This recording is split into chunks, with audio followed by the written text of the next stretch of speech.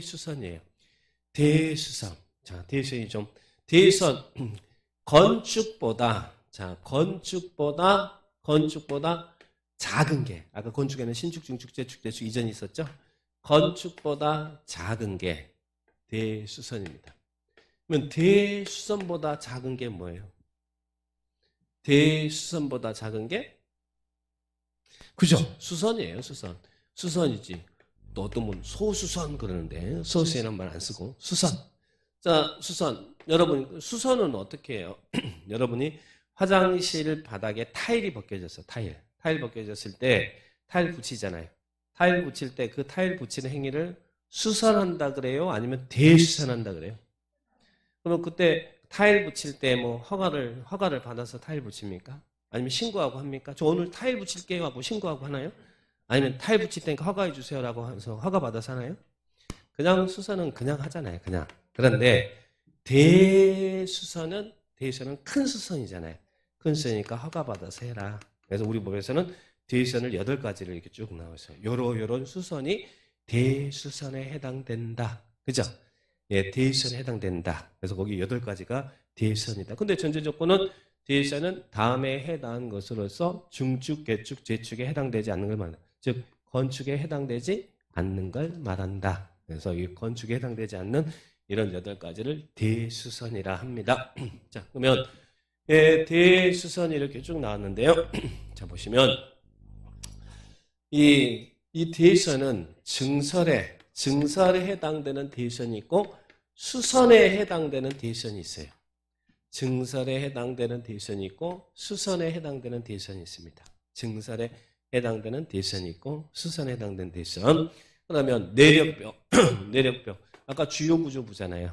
자, 내력벽을 증설 또는 해체하거나 내력벽을 증설하거나 또는 그 내력벽의 벽면적을 30제곱미터 이상 수선 또는 변경 행위가 대수선이다. 이렇게 표현해요. 그러면 증설이라는 말은 여러분이 아까 우리가 중축할 때 중축은 건축 면적, 연면적, 높이, 층수가 늘어난다 그랬잖아요. 건축 면적이나 연면적이나 높이, 층수가 늘어나는 것을 중축이라고 그랬죠. 여기서 증설이란 말은 늘어난다는 개념이 아니라 넣는다는 개념이에요. 넣는다. 여기다가 주요 구조 내력벽을 넣는다라는 이야기예요. 해체는 뺀다라는 개념이에요. 뭐가 연면적이 늘어나고 건축 면적이 늘어나고 그런 것은 중축에 해당되니까. 여기서 증설이라는 단어는 넣는다라는 개념으로 생각하셔야 돼. 넣는다. 해체는 뺀다라는 개념으로 생각하셔야 돼요. 자, 그러면 여기에 있는 이 건물이 있는데 여기에다가 튼튼한 내력벽을 넣는다는 이야기예요. 내력벽을 증설한다. 그러면 그건 대수선에 해당된다는 이야기예요. 증설 넣는다는 거예요. 그런데 이제 있는 내력벽을 수선한대. 수선할 때는 그 내력벽의 벽면적이 30제곱미터 이상 수선될 때 대수선이라는 이야기예요. 그러니까 증설에 해당되는 것은 무조건 다 대수선이고 수선은 그 내력벽의 벽면적이 얼마요? 30제곱미터 이상 수선될 때 대수선이라는 이야기예요. 그러니까 증설은 묻지마 다 대수선이고 그리고 수선은 30제곱미터 이상 수선될 때 대수선이다. 그래서 증설에 해당되는 대수선이 있고 수선에 해당되는 대수선이니까 이 구분을 잘 하는 게 중요해요. 자, 보세요.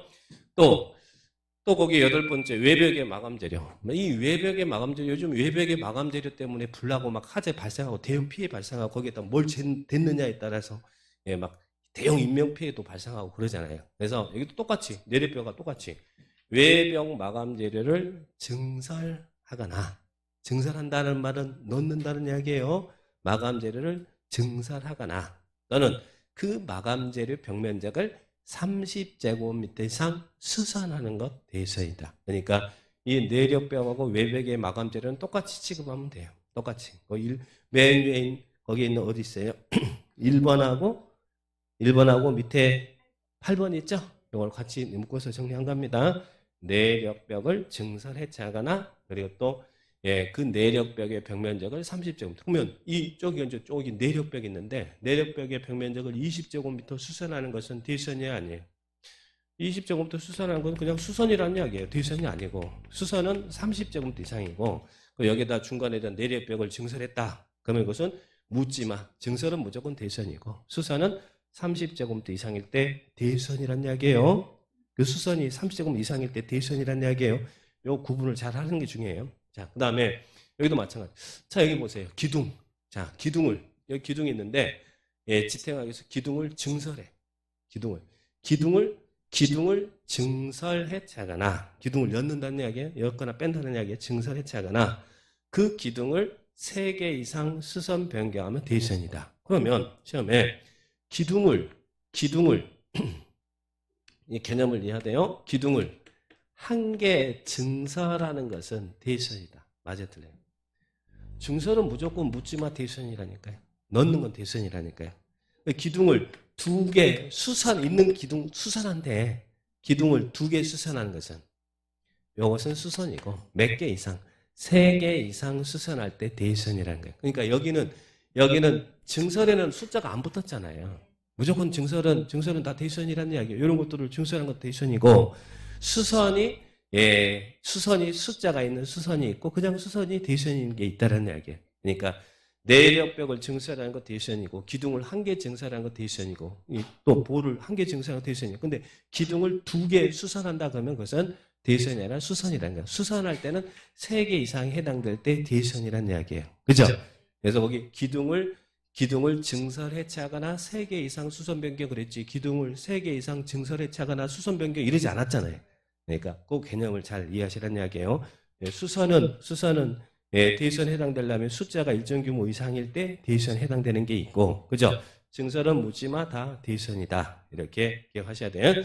마찬가지로 볼을 증설해체하거나 3개 이상 수선 변경하면 대수선이고 지붕틀을 증설해체하거나 3개 이상 수선 변경하면 대수선이다. 요 구분할 수 있겠죠? 증설해체는 무조건 대수선이고 수선일 때 30cc 이상일 때 이 수선이 대수선이다. 요 구분하는 거 요거예요. 그런데 여기 있는 방주 방화벽 방화 구획을 위해서 바닥이나 벽을 화재 차단하기 한 거잖아요. 방화벽이나 방화 구획을 위해서 바닥이나 벽을 증설하거나 해체하거나 수선하거나 변경하면 대수선이다. 여기는 방자 나오면 건들면 대수선이에요. 무조건. 뭐 증설이든 수선이든 수선은 숫자 없잖아요. 그러니까 방화벽을 위한 바닥을 수선하는 것은 대수선이다. 그럼 맞아요, 틀려요? 맞다라는 이야기예요. 방주는 건들면 대수선이에요. 여기는 수선이 뭐 30cc 이런 거 없잖아요. 무게 하중을 지탱하고 이런 것들은 30제곱미터 이상, 3개 이상 이렇게 수선이 될 때 대수선인데 방주는 건들면 대수선이라는 거예요. 증설이든 수선이든 무조건 다 대수선이라는 이야기예요. 그래서 방화벽을 증설하는 것도 대수선이요. 방화벽을 수선하는 것도 대수선이라는 이야기예요. 숫자 상관없이 않습니다. 숫자 있느냐 없느냐를 잘 구분하시라는 이야기예요. 이게 나중에 문제 풀 때 잘 틀리는 부분이거든요. 방주. 건들면 대수선이야. 방주. 계단도 뭐 때문에 있는 거 피난의 용도로 사용하기 위해서 계단 설치하는 거잖아요. 주계단이나 피난계단이나 특별 피난계단을 증설하거나 해체하거나 수선하거나 변경하면 대수선이다. 자, 그래서 주계단 그리고 피난계단이 뭐예요? 피난계단이 방화문이 있는 거 있잖아요. 여기 있는 게 계단이 피난계단인데 자, 여기 있는 건 내려가면 엘리베이터 맞은편에 있죠? 우리 이제 옥상에서 내려가는 거. 이 피난계단. 그래서 피난계단 같은 경우는 방화문이 있어야 돼요. 이제 화재 발생해서 항상 방화문이 있어야 되는데 그 방화문 열고 바로 밑으로 내려가면 그게 피난계단인데 근데 여기 같은 경우는 지금 어떻게 했어요? 바로 여기 수업 끝나고 옆에 계단 봐봐요. 여기 방화문 하나 있고 또 문이 하나 또 있어요. 공간이고 이 문이 2짝 있어요. 문이 2개 있는 게 특별 피난계단이에요. 그래서 거기 있는 문 열고 거기 이제 연기 뿜어낼 수 있도록 설치가 되어 있고 또 문이 2개 있어요. 문 열고 내려가는 게 이게 특별 피난계단. 나중에 이제 어떤 건물은 특별 피난계단을 설치해야 되느냐 이제 볼 거예요. 일단 지하 3층 이하가 있는 건축물은 특별 피난계단이 설치됩니다. 우리 여기 지하 3층 있잖아요. 그러니까 특별 피난계단이 설치된 거예요. 그러면 주계단이나 피난계단이나 특별 피난계단을 뭐 하는 거예요? 증설하거나 해체하거나 수선하거나 변경하면 대수선이다. 그래서 저기에 있는 계단은 건들면 다 대수선이라는 이야기예요. 대수선. 여기 수선, 그죠? 뭐 숫자가 얼마 이런 거 안 나왔잖아요. 30이냐, 뭐 3개냐 이런 거 없잖아요. 방주는 건들면 대수선이다. 방주는 건들면 대수선이다. 그 의미, 무슨 의미 이해하죠? 방주는 건들면 대수선. 저도 건들면 대수선이거든요. 자, 힘들어요. 건들면 대수선이다. 자, 그 다음에 또 여기 있네요. 우리 다가구 주택, 다세대 주택에 우리 다가구 주택, 다세대 주택에 가구 간 세대 간의 경계벽 202호, 202호 경계벽도 건들면 대수연이다. 뭐 여기는 요 세 개는 방주하고 경계벽은 건들면 무조건 대수연이다. 방주하고 경계벽은 무조건 건들면 대수연이다. 그리고 나머지 요 네 개들은 증설이면 다 대수연인데 수선은 30셋 이상인 수선이 대수연이다. 그죠? 요거 구분하는 거 정리를 딱 해주시기 바랍니다. 근데 이제 문제는 또 이렇게 나오면 자, 방금 전에 기둥을 한 개 증설하는 건 뭐라고 그랬어요? 증설이면 무조건 대수연이었잖아요. 근데 기둥을 였대. 하나를 증설해서 건축 연면적이 늘어났대. 그럼 어떻게 돼요? 늘어나면 증설해서 여기까지는 제가 증설이라는 건 넣는다는 이야기지 늘린다는 개념이 아니라고 했잖아요. 근데 기둥을 하나 증설해서 연면적이 늘어났대요. 기둥을 2개 증설해서 연면적을 늘렸대. 그러면 그것은 중축에 해당된다 이 말이에요. 중축. 그래서 대입선은 중축계 축제축에 해당되지 않는 걸로 이야기했잖아요. 그죠? 뭘 넣었는데 거기서 건축 면적이 늘어났대. 그럼 그것도 뭐예요? 중축에 해당된다. 그러니까 여기는 늘어나는 개념이 아니란 이야기예요. 여기는 이제 넣는다는 개념이에요. 근데 그로 인해서 뭐가 늘어났다. 그러면 이제 중축으로 바뀐다는 이야기예요. 그러니까 그런 구분을 좀 하실 필요가 있습니다. 있는 그대로 액면 그대로만 받아주세요. 자, 그러면 이게 대수선이다. 자, 대수선. 그 시험에는 이게 건축이냐 대수선이냐 이렇게 물어보는 문제. 건축에는 신축, 중축, 개축, 재축, 이천이 있잖아요. 그거 하고 요거 여가지고 건축행위에 해당되는 거 찾아봐라. 그러면 이제 대수선 딱 내놓고 이건 대수선이지 건축행위가 아니잖아요.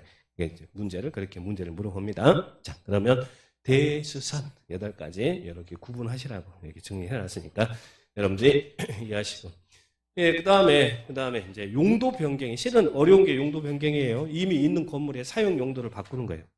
그런데 용도 변경은 어려우니까요. 자, 이번에는 예, 건축물의 용도 종류를 좀 알아주세요. 자, 거기에 있는 이래야 이제 본 수업 12월 달에 들어갈 때 예, 우리 용도 지역도 배우고 그러면 이것과 이게 연결시킬 수 있거든요. 자, 거기 페이지에 502페이지에 보시면 용도 변경 건축물의 용도. 자, 우리 건축물의 용도는 많아요, 작아요? 건물의 종류는 무수히 많죠. 그런데 그 무수히 많은 건물의 종류를 유사한 것끼리 묶어서 용도를 정해놨다는 이야기예요. 그걸 용도 분류라고 그래요. 우리 건축법에서는 건물의 용도를 몇 개 용도로 분류하고 있냐면 29개로 용도를 분류하고 있어요. 그래서 오른쪽에 보니까 503페이지에 별표 그래서 건축물의 용도 구분과 그 각 용도에 속하는 건물의 종류 나왔죠. 자, 거기 있는 단독주택부터 시작해서 1번부터 시작해서 쭉 넘겨보세요. 쭉 넘겨보시면 몇 개 용도가 분류되어 있습니까? 아, 많다요? 예, 많다 그러면 안 되고 29개 용도로 분류되어 있죠. 29개 용도로 분류가 되어 있다는 이야기예요. 근데 이게 이제 수업 시간에 이걸 자세히 막 하기가 힘들거든요. 이걸 다 일일이 분류 정리를 하기가 있지만 근데 이거 반드시 알아두시고 요즘 부동산 학계론에서 막 이런 시험이 나오더라고 또 공법 시간에 배우는 내용이 부동산 학계론에서 1차 과목에서 이렇게 하다 기초적인 것도 이런 게 나오니까 자 여러분들이 또 이걸 알아야 또 이제 예, 이 국토계획법의 용도 지역과 관련시켜서 여러분이 또 이해하기도 쉽고 예, 건축법에서는 건물의 용도를 29개 있는데 그중에서 29개를 다 하기는 힘들잖아요. 근데 우리가 일상적으로 제일 많이 접하는 것이 뭐예요? 주택이잖아요. 주택. 그래서 단독주택, 공동주택이 뭔지 그리고 또 주택이 있으면 여러분이 저기 있는 아파트 단지나 이런 지역에서 잠만 자고 사나요? 뭐 해야 돼요? 예, 주변에 가가지고 미장원도 가고 세탁소도 가고 슈퍼도 가고 그죠? 예, 식당도 가고 하죠. 그 주민 생활을 영위하는데 필요한 시설을 근린생활시설이라고 그래요. 그래서 근린생활시설이 어떤 거예요? 근린생활시설이라는 얘기. 근데 이런 근린생활시설도 1종 근생시설이 있고 2종 근생시설에 해당되는 게 있다는 얘기예요. 그래서 1종 근생, 2종 근생. 그래서 여러분이 단독주택, 공동주택, 1종 근린생활시설, 2종 근생시설에 어떤 게 있는지는 알아두시면 나중에 국토계획법 들어갈 때 또 쉽게 접근할 수 있으니까 요 부분 보겠습니다. 자, 단독주택, 공동주택이 있어요. 단독주택, 공동주택. 여러분, 단독주택과 공동주택의 법상 구분은 어떻게 해요? 어떤 건 단독주택이라고 그러고 어떤 건 공동주택이라고 그래요. 여기 하나의 건물이 있어요.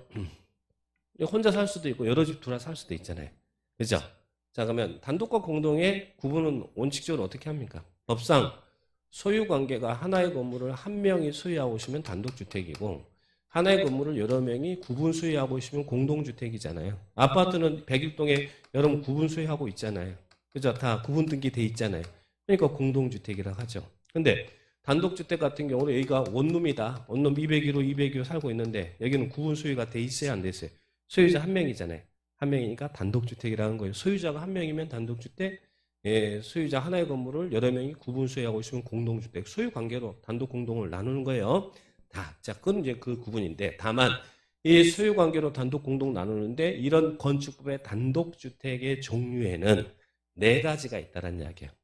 소유자가 한 명이지만 단독주택의 종류에는 4가지가 있어요. 자, 어떤 주택? 단독주택. 우리가 일반적으로 말하는 여러분 사실은 전원주택이죠. 여러분 혼자 살잖아요. 단독주택. 좁은 단독주택이 있고 그 다음에 또 다중주택이 있어. 다중주택. 그리고 다가구 주택이 있고 그리고 국무총리 공간, 도지사 공간도 있고 이 4개를 건축법에서는 단독주택으로 묶어놨다는 이야기예요. 단독주택에는 단독주택, 다중주택, 다가구주택, 공간이 있더라. 자, 그러면 이제 여러분이 볼 것은 이 다중주택하고 다가구주택만 구분할 수 있으면 돼요. 공간은 국무총리 공간, 도지사 공간 그랬으니까 다중주택하고 다가구. 자, 둘 다 공통점은 3계층 이하고 단독주택은 다 3계층 이하예요. 네, 주택으로 쓰는 층수가 3계층이야. 주택으로 쓰는 3계층 이하고 둘 다 660제곱미터 이하예요. 660제곱. 그러면 차이가 뭐냐? 자, 우리 여기가 주택으로 쓰는 층수가 자 1층 필로티 돼 있다고 생각하시면 필로티는 층수를 안 내니까 주택 층수를 안 내니까 자 여기가 이렇게 이제 주택으로 쓰는 층수가 3계층이에요. 3계층인데 여기면 202호, 202호, 자 203호 자 이제 살아요. 301호, 302호, 303호에 살아요. 그럼 이게 다중주택이냐 다가구냐를 어떻게 구분할까? 가장 큰 것은 201호에 독립된 주거생활을 영위할 수 있는 구조로 되어 있으면 그것은 다가구주택이에요. 그러면 독립된 주거생활을 영위할 수 있는 구조란 뭐냐면 욕실도 있고 씻는 욕실도 있고 주방시설, 치사시설도 있으면 그것은 다가구주택입니다. 그런데 욕실은 있는데 치사시설이 없대. 밥을 해먹을 수 있는 주방이 없대. 201호에. 그러면 그것은 다중주택이라는 얘기. 그래서 다중과 다가구의 가장 큰 차이는 독립된 주거생활을 영위할 수 있는 구조냐 아니냐 이거예요. 그러니까 이 201호에 욕실도 있고 주방도 있는 시설이면 그건 뭐라는 이야기예요? 다가구다. 흔히 원룸이 이렇게 생겼잖아요. 원룸에 가면 원룸 가면 어때? 욕실도 있고 주방도 있잖아요. 그래서 거기 밥도 해먹고 그러잖아요. 그래서 주인집은 하나지만 여러 원룸에 들어 산다 그러면 그래서 원룸이 일반적으로 다가구 주택이에요. 원룸이 다가구. 우리는 건축법에서 원룸 이런 개념은 없거든요.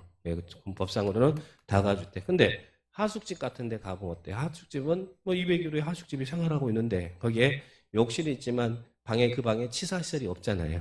그런 치사시설이 없으면 그것은 다중주택이다라고 생각하시면 돼요. 그러면 대학교 근방에 이렇게 201호, 202호, 203호가 있는데 여기에 욕실도 있고 주방도 있는 치사시설이 있으면 이것은 다가구 주택이고 여기 201호에 욕실만 있고 치사시설이 없으면 이것은 다중주택이다. 그렇게 정리를 하시면 돼요. 그래서 여기 독립된 주거 형태를 갖추는 원래 주택은 독립된 주거 형태를 갖춰야 되는데 다중주택은 그러지 못하더라. 다중주택은 그래서 이게 포인트니까 잘 기억하시고 둘 다 3계층이하고 660제곱미터 이하는 똑같은데 그렇게 구분하시면 돼요. 자, 그래서 다중주택은 장기간 독립되게 거주할 수 있는 공간, 가건물 이런 건 안 되고 장기간 독립된 주거생활을 영위할 수 있는 장기간 거주할 수 있는 공간으로 구성되고 독립된 주거 형태를 갖추지 않았다. 이 말은 욕실은 있는데 치사시설이 없다. 그러면 그것은 다중주택이다. 하숙집 생각하면 되겠죠? 하숙집. 그 다음에 3계층 이하 660제곱미터 이하고 다세주택은 3계층 이하고 그리고 660제곱미터 이하고 단 여기도 원룸에 201호의 구분 소유를 해버리면 여기다 이제 등기가 나버리면 201호 내 겁니다라고 구분 등기 나오면 이거는 다가구가 아니라 다세대가 돼버리는 거예요. 공동주택이 아니어야 된다는 이야기예요. 자, 그러면 구분 등기는 안 된다는 이야기죠. 그래서 3계층 이하고 그리고 660제곱미터 이하 똑같잖아요. 그리고 여기도 19세대 이하가 거주해야 된다. 19세대 이하가 거주한다는 말이 무슨 말이에요? 여기 201호, 301호, 203호 이렇게 있는데 총 세대수가 방이 19개가 넘어가면 안 된다는 이야기예요. 19세대 이하가 거주해야 된다. 그죠? 예. 집이 20동이, 이 방이 201호, 301호가 20개가 넘어가면 안 된다 이 말이에요. 19세대 이하가. 19세대 이하가 했더니 나중에 어떤 분이 와서 19살 이하만 살아야 돼요? 그건 아니고 19세대 이하가 거주하는 이런 주택 형태를 다가구 주택이다. 그래서 다중가구, 다가구 구분할 수 있겠죠? 자, 그 다음에 국무총리 공간, 도지사 공간 이런 이것들 단독주택으로 봅니다. 그래서 단독, 다중, 다가구, 공간. 자, 그러면 공동주택은 우리 건축법에서 공동주택은 뭘 공동주택이라고 그래요?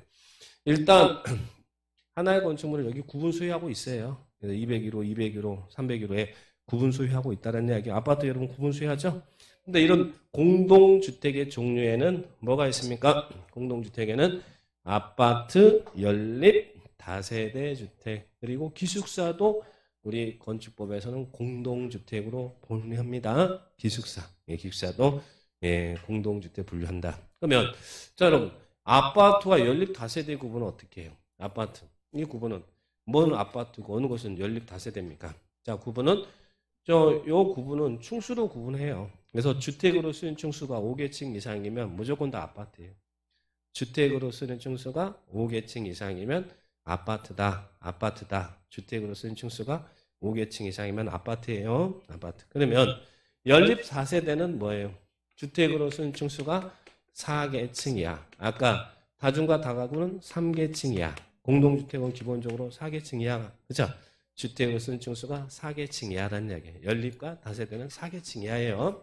그런데 둘 다 주택으로 쓰는 층수가 4개층 이하인데 연립 이기 주택이 연립 주택이냐 다세대 주택이냐는 어떻게 구분해요? 그 동에 자 여기가 이제 200여, 300여 살고 있지만 이 동에 한 동에 주택을 쓰는 바닥面 설계가 660을 초과하면 이게 크면 전체 동이 크면 660, 200평을 넘어가면 그것은 연립주택이고 4개층 이하면서 660제곱미터 이하면 이건 뭐예요? 다세대 주택이다. 그러니까 외형상 사이즈가 뭐가 큰 거예요? 연립주택이 큰 거잖아요. 660이 초과하면 4개층 이하면서 660을 초과하면 연립주택. 4개층 이하면서 660제곱미터 이하면 다세대 주택. 다주택. 그죠? 다주택이다. 이렇게 표현합니다. 그래서 아파트 연립 다세대. 이 말 구분할 수 있겠죠? 그래서 아파트냐? 5개층 이상이면 무조건 연면적과 상관없이 아파트고 그리고 연립 다세대는 4개층이 하면서 660이 초과하면 연립주택 660제곱미터면 그래서 다가구 주택은 이렇게 다세대 주택으로 구분 소유 인정해버리면 전환시킬 수 있잖아요. 그죠? 근데 다가구 주택을 연립주택으로 전환할 수 있어요? 없어요? 기본적으로 연립주택은 660이 초과되는 것이고 여기 있는 단독주택은 다 660제곱미터 이하니까 여기에 이렇게 전환될 수 다가구와 다세대로 전환될 수는 있지만 연립주택은 전환될 수 없죠. 660이 초과되는 게 연립주택이니까. 그죠? 여기는 3개층 이하 660제곱미터 이하잖아요. 근데 여기는 4개층 이하 660제곱미터 초과 660제곱미터 이하. 이렇게 구분해서 단독하고 다중. 가장 큰 구분은 여기는 구분소유가 된다는 이야기고 여기는 구분소유 안 된다. 그런데 단독주택, 우리 건축법에는 단독주택의 종류에는 단독, 다중, 다가 공간이 있고 또 공동주택은 아파트, 연립, 다세대, 기숙사가 있어요. 그런데 우리 주택법에서는요. 나중에 주택법에서는 주택법에서 주택을 다룰 거 아니에요. 주택법에서는 단독주택에는 주택법상의 단독주택은 자 이거 개념은 똑같은 거예요. 단독주택, 다중, 다가구 이런 개념은 똑같은 거예요. 그래서 주택법에서 단독주택에는 단독, 다중, 다가구 주택만 단독주택을 보고 공간은 주택법에서는 주택으로 보지 않습니다. 그러니까 건축법에서는 공간을 주택으로 보는데 주택법에서는 단독주택으로 보지 않는다는 이야기예요. 공간. 그리고 또 공동주택, 우리 건축법에서는 공동주택은 아파트, 연립, 다세대, 기숙사가 있잖아요. 근데 주택법에서는 공동주택이라 하면 아파트, 연립, 다세대. 이 아파트, 연립, 다세대는 여기 개념이 다른 건 똑같은 거 개념은 분류가 아파트, 연립, 다세대까지만 이야기하고 기숙사는 주택으로 보지 않습니다. 주택으로 보지 않습니다. 그러니까 요 놈은 건축법에서는 주택으로 보는데 주택법에서는 기숙사와 공간은 주택으로 보지 않는다. 그래서 이런 분류, 개념이 틀린 게 아니라 분류의 주택의 분류가 약간 차이가 있더라. 그런 부분도 시험에서는 출제를 했어요. 자, 나중에는 그러나 기숙사는 주택으로 보지 않지만 주택법에서는 주거시설로 이용 가능하다. 그래서 준주택으로 나중에는 봐요. 근데 그건 나중에 들어가 보고. 자, 단독주택, 공동주택 이런 기본적인 개념을 먼저 이해하시고 수업에 단독주택, 공동주택 나오면 먼저 그건 또 어떤 말인지 이해하셔야 돼요. 구분 이해할 수 있겠죠? 자, 그다음에 이제 이거하고 또 이제 숙박시설. 자, 숙박시설은 자, 뒤로 한번 넘겨봐요. 주택하고 비스무리한 게 숙박시설이잖아요. 예, 숙박시설이 페이지에 몇 페이지 있냐면 페이지 507페이지 15번 있죠. 숙박시설. 자, 숙박시설. 숙박시설을 보니까 일반 숙박시설이 있고 생활 숙박시설이 있고 관광 숙박시설이 있어요. 숙박시설. 일반 숙박시설, 생활 숙박시설, 관광. 그럼 일반 숙박시설 여러분이 아는 시설이죠. 여기 있는 것들 다 여관, 여인숙, 호텔 이런 것들이 일반 숙박시설이에요. 여관, 여인숙, 호텔 이런 게 일반 숙박시설이고 그 다음에 생활 숙박시설이라는 거 들어보셨죠? 네, 생활 숙박시설은 일명 레지던스라고 하는 시설이에요. 생활 숙박시설 원래 숙박은 뭐 하는 겁니까? 그냥 잠만 자는 것이지 거기서 밥해 먹고 그러진 않잖아요. 근데 생활 숙박시설은 치사도 하면서 예, 잠도 잘 수 있는 시설이 생활 숙박시설이에요. 레지던스. 여러분을 위해서 만들어준 게 아니고 외국인들이 우리 국내에 출장 오잖아요. 그럼 장기간 체류해야 되는데 그냥 예, 잠만 자면 너무 힘드니까 치사도 하면서 잠도 잘 수 있도록 마련해 준 거예요. 예, 근데 이건 외국인들을 위해서 만들어준 제도지 뭐 우리를 위해서 만든 게 아니에요. 좋은 집 놔두고 왜 거기 가서 예, 여기서 밥도 해먹고 잠도 자고 그러냐고. 그죠? 집에 가서 밥 먹지. 생활 숙박시설은 치사도 하면서 예, 숙박도 할 수 있는 잠도 잘 수 있는 시설인데 일명 레지던스라고 하는 거니까 생활 숙박시설은 주택이 아닙니다. 그래서 요즘 막 예, 뭐 수익형 부동산이다 그래가지고 생활 숙박시설을 마치 주택처럼 생활할 수 있잖아요. 치사도 할 수 있고 잠도 잘 수 있으니까 아파트처럼 막 허위 광고하고 그러는데 그건 주택이 아닙니다. 그러면 숙박시설은 주거지역에는 설치될 수가 없어요. 예, 숙박시설은 상업지역에서만 설치가 돼야 됩니다. 그래서 이걸 흔히 말하는 수익형 부동산이라고 요즘에서 많이 허위 광고하고 많이 허위 광고도 아니죠. 이렇게 광고를 과장 광고도 많이 하고 하는데 그게 이제 생활 숙박시설입니다. 생활 숙박시설은 그런 개념이고 레지던스예요. 자, 그다음에 관광 숙박시설은 앞에 고유 명사가 붙음. 호텔 그러면 그것은 일반 숙박시설인데 앞에 관광 호텔, 가족 호텔, 전통 호텔 뭐 이렇게 이런 고유 명사가 붙어요. 이런 관광 호텔이니 수상 관광 호텔, 전통 호텔이니 가족 호텔이니 이런 거 붙으면 그게 이제 관광 숙박 시설이 돼요. 그러면 질문, 노브 호텔은 무슨 시설이에요?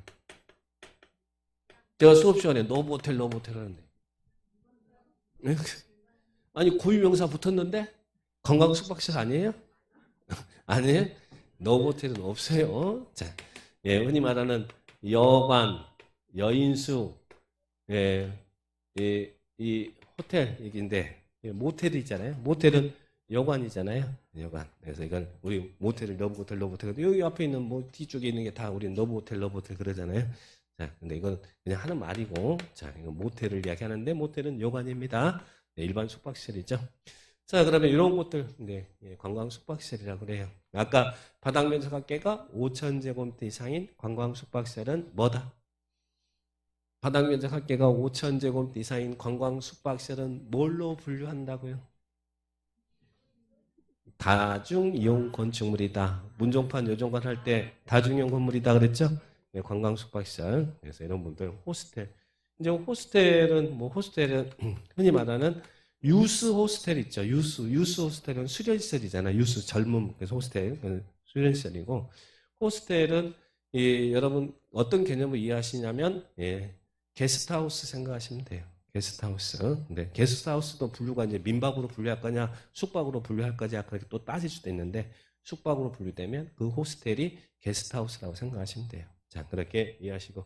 자, 그리고 또 하나, 콘도도, 우리 휴양 콘도미니엄이 있죠? 네, 콘도도 관광 숙박시설입니다. 관광 숙박시설이다. 이렇게 개념 정리하시고. 그 다음에 다중생활시설. 자, 다중생활시설이 뭐냐면, 고시원을 지금은 다중생활시설이라 그래요. 다중생활시설, 고시원업, 고시원을 다중생활시라고 합니다. 그런데요, 이 고시원은 건물의 이 용도에 따라서 그 바닥면 사각계가 500제곱미터 미만인 다중생활시설은 2종 근린생활시설로 분류하고, 그러니까 고시원이 500 미만이다, 사이즈가 500 미만이다 그러면 2종 근생시설로 분류하고, 500이 넘어가는 다중생활시설은 숙박시설로 분류한다. 그래서 거기 가로 안에 2종 근생시설에 해당하지 않는 거 그랬죠?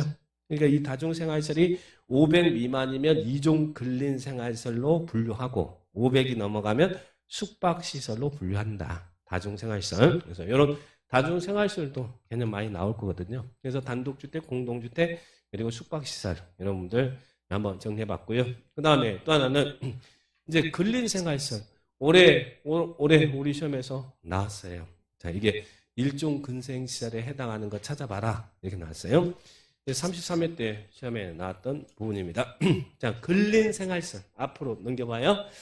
자, 근린생활시설 나왔는데, 이 부분은 페이지 504페이지 있죠?